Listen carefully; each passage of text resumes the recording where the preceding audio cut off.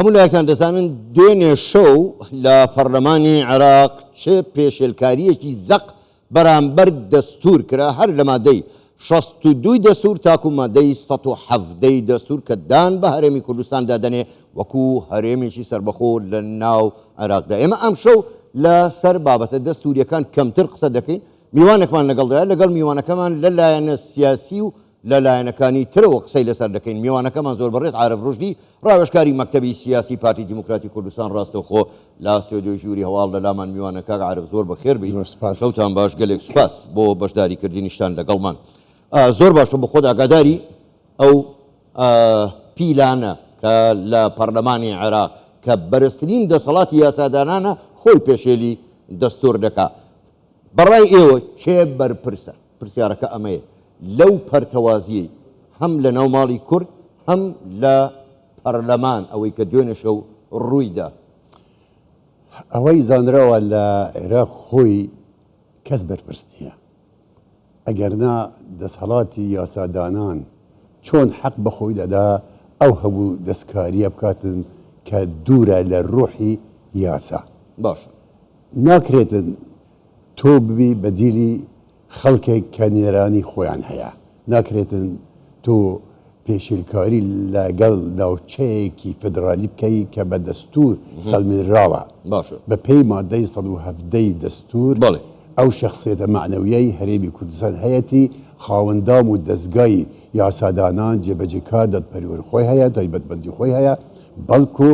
لەوێدا ئەو مافەی هەیە تەنانەت ئەگەر یاسای فدرالی شەبێ لەگەڵ پێداویستی هەرێم و لەگەڵ یاساکانی هەرێم نێتەوە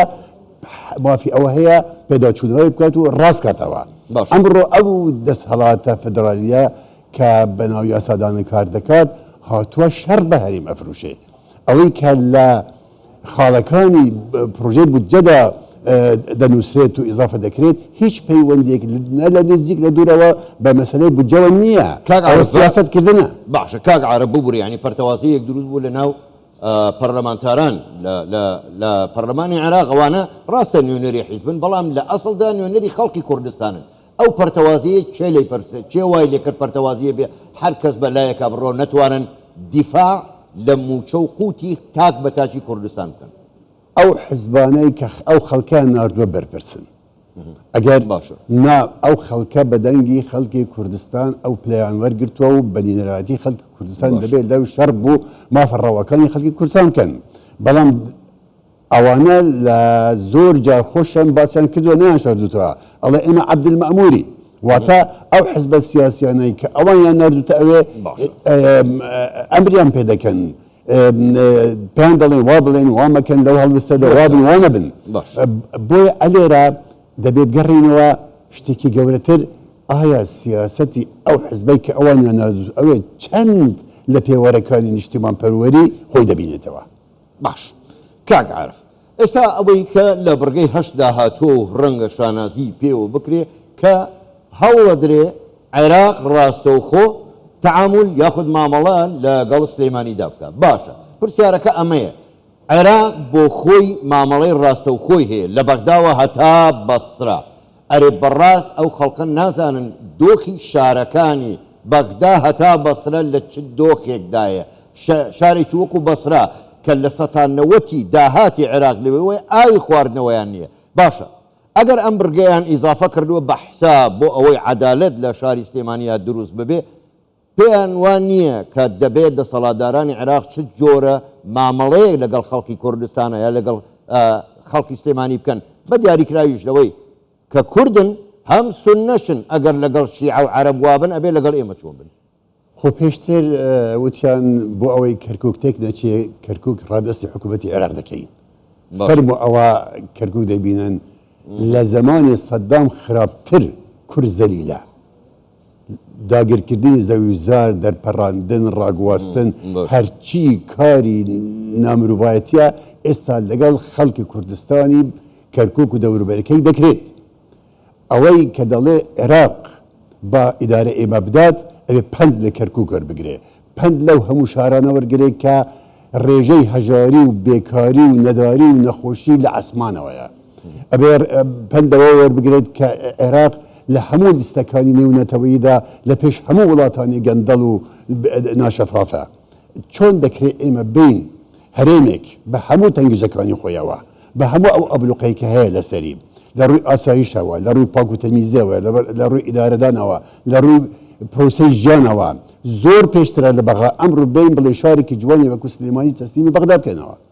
یەکەم ئەمە بێوجدانێکی هەر گەورەیە لەگەڵ ئەو شارە دەکرێت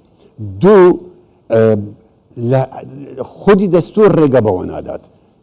دەجاری تر ئەو پەرلەمانە ئەو بڕیارە بدات ناچێتە جێبەجێکردن چونکە وەکو ئاماژەم پێدا هەرێمی کوردستان خاوەن کەسایەتی معنەوی خۆیە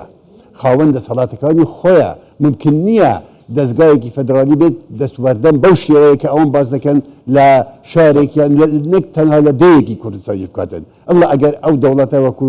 نادەوڵەت و هیچ پێوەرێکی نەبێت ئەو تەسەڕوفە بکات باش کاک عارف من دەمەوێت تۆزێک بە ڕوونتر و ڕاشکاوانەتر وەڵامی ئەم پرسیارم بدەیتەوە دەسەڵاتدارانی عێراق کە ڕێکەوتنیان هەبوو لەگەڵ حکوومەتی هەرێمی کوردستان بۆ پێکێنانی ئەم کابینەیە با دیاریکراویش هاوپەیمانی ئیدارەی دەوڵەت و چوارچێوەی هەماهەنگی پارتی دیموکراتی کوردستان لایەنی سەرەکی بۆ تایدا ئەگەر ئەوان ڕێز لە واژۆی خۆیان نەگرن ئەگەر ئەوان ڕێز لە دەستور نەگرن ئەگەر ڕێز لە ڕێکەوتنەکان نەگرن کەواتە بەڕای ئێوە دوای دوێنێ شەو ئەگەر بۆیان بچێتە سەر هەنگاوی داهاتوویان بەرامبەر هەرێمی کوردستان چ دەبێت دەیانەوێت چۆنچۆنی ئەم قەوارەی هەرێمی کوردستان نمێنێت هەر ئەگەر تەسریحاتی ئەمڕۆ متابعەتان کرد بێ کەسێکی سەر بە دەوڵەتی یاسا دەڵێ ئەو برگانەی کە ئێزافەمان کردووە لەسەر مادە چواردە کافی نییە بوو لە قاڵبدانی هەرێم واتە شتی تر ماوە دوو یوسف کلابی کە دوستی برادران یەکێتی زۆر ئەمڕۆ تەسریحێکی داوە ئەگەر تۆزێک هەست بکەن ئەگە زۆر شەرم بکەن ئەڵێ گاڵتەمان پێکردن ئیشەکەمان پێ تەپەڕاندن و خۆحافیزیان بێ باشە واتە ئەم عێراقا هیچ یاسایەکی نییە لغاویکە هیچ ڕێککەوتنێک نییە بتوانین ئێمە پشتی ببەستین ئەو کاتە پێویستیان بە ئێمە وایە ئیشیان بە ئێمەیە کە ڕۆژێکە مانگێکە دوو مانگێکە تەواو ئیتر لە بوسەدان بۆ ئێمە یعنی ئەو ڕێککەوتنانە ئەگەر جێبەجێ بکرێن پێش هەموو شتێک بۆ عێراق باشە ئایا عێراقێک شڵەژاو دەتوانێت ئیداری خۆشی بدات ناتوانێت ئەگەر دژایەتی هەرێم بکرێتە ئایا عێراق استیقرارەکە ڕاست نییە بۆیە دەبێت ئێمە لە هەموو ئەو سەربورانە پند وەرگین ممکن نییە یەک دەستهەڵاتی ئەمڕۆی عێراق ئەمانە دەستهەڵاتن حکوومەت نین چکە زۆر فەرقێدا بین دەسەڵاتدار و حکوومەت ناتوانین ئێمە متمانەیان پێ بکەین ئەبێ ئەگەر جارێک متمانیان پێکرد سێ جار لەگەر ئەو متمانە بێ متمانەیمان لا دروست بێت باش کاک عارف زۆرێک لە چاودێران دەڵێن ینی ئەو نەیاریەی کە عێراق بەرامبەر هەرێمی کوردستان دەیکات پیلانی دەوڵەتانی دەور و پشتیشتە تا چەند لەگەڵ ئەم ڕایی زۆر ڕاستە ئەوانەی کە کێشە بوو هەرێمی کوردستان دروستەکەن لە دەرەوە و ناوەوەن بەڵام من نەگلەی لە دەرەوە دەکەم نە ئەوەنەی لە ناوەوەکەم گلەی هەرە ئەساس لەو کەسانە ئەکەم کە خۆیان بە کورد ئەزانن ئەگەر کورد یەک ڕێز بێ ناوماڵی کورد پەرتەوازە نەبێ ئەم پیلانانە ئەگەر ئیش لەسەر بکەن زۆر کەمتر زەرەر بەخش دەبن بەڵام یەک لێکترازانی بچووک ئەو پیلانە زەرەری گەورە دەبەخشێ بە هەرێمی کوردستان هەر وەکو بینیمان ئەو بابەتانەی کە هیچ پەیوەندیەک بە خواستی خەڵکی کوردستانەوە نییە بە پاڵپشتی ئەوانەی کە شوڤینین خزاندیانە ناو بابەتەکانی بودجە جا لێرەدا ئێمە ئێستا ڕوبەڕووی سێشتین یەکەم ڕوبەڕووی ڕەگەزپەرستێکی نەتەوەین ڕەگەزپەرستێکی ئاینی ئاینزاین کێشەیەکی ناجووری ناوخۆین ئەم سێ کوچکەیە ئێستا وەکو